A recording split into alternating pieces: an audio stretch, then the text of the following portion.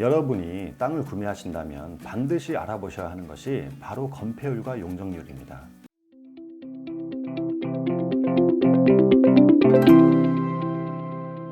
안녕하세요, 공시박스입니다.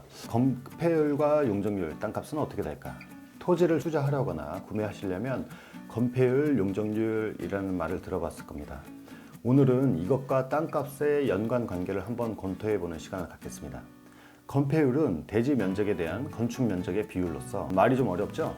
바로 예를 들어 볼게요. 건폐율 60%고 대지 면적이 100평이라면 대지 100평 중에 60%인 60평 이하로 건물을 들어 앉힌다는 뜻입니다.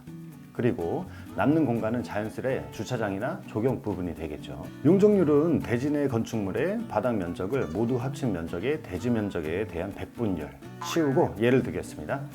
용적률 100%고 대지 면적이 100평이면 연면적 100평 이하로 건축할 수 있다는 말입니다. 대지 위에 건물을 지으려면 건폐율과 용적률을 동시에 적용해서 지어야 되는데요. 대지가 100평이고 건폐율 40%, 용적률 100%를 적용해서 건물을 지으면 1층 바닥 면적은 40평, 2층 바닥 면적 40평, 3층은 20평을 지을 수 있다는 것이고 3층 건물이 되겠네요. 이해가 좀 되시나요? 그러면 건폐율과 용적률이 높을수록 땅값이 높아집니다. 건축 면적을 더 크게 할 수가 있기 때문인데요. 대지 100평에 건폐율 70%, 용적률 700%로 건축을 했다면 총 10층 건물이고 층당 평수가 70평, 총 700평의 건축물을 지을 수가 있다는 것입니다. 단층 건물의 상가를 임대할 경우에는 건축비와 땅값을 생각해서 수익률을 고려해 봐야 되겠죠.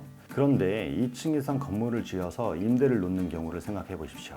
1층은 땅값과 건축비를 고려해야 되지만 2층 이상부터는 대지하고 접한 부분이 없으니까 순수 건축비만 고려해서 1층보다 저렴하게 임대료를 책정하면 되겠죠. 이리저리 구상만 잘 한다면 1층만 지어서 임대를 놓는 경우보다 2층 이상 건축물을 지어서 임대를 놓으면 더 많은 임대 수익을 올릴 수가 있습니다. 임대 수익을 얻는 측면을 생각해 보면 건폐율과 용적률이 높으면 높을수록 땅의 가치가 높아진다고 볼 수 있습니다. 같은 이유로 건물을 지어서 분양한다고 생각해 봐도 건폐율과 용적률이 높을수록 건축 면적을 크게 해서 분양률을 높여 큰 수익을 거둘 수도 있겠죠. 그럼 이번에는 건축업자나 시공업자 측면에서 생각해 보겠습니다. 건축을 더 크게 할 수 있다는 것은 건축업자나 시공업자 입장에서 더 큰 건축 마진을 얻을 수 있다는 것입니다.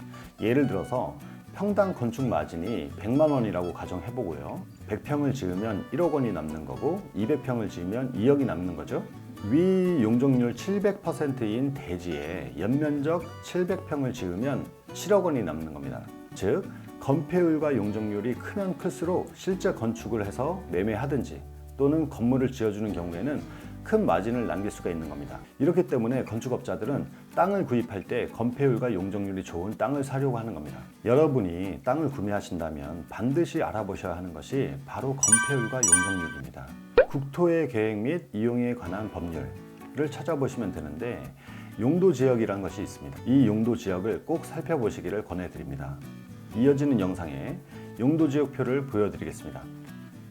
건폐율과 용적률은 각 도시와 지역마다 다르게 적용이 됩니다. 각 시도의 조례를 확인하셔야 정확하게 알 수가 있고요. 용도 지역에는 행위 제한이라는 것이 따라옵니다. 행위 제한은 어떠한 종류의 건물을 건축할 수 있는지 없는지를 규제해 놓은 사항이니까요.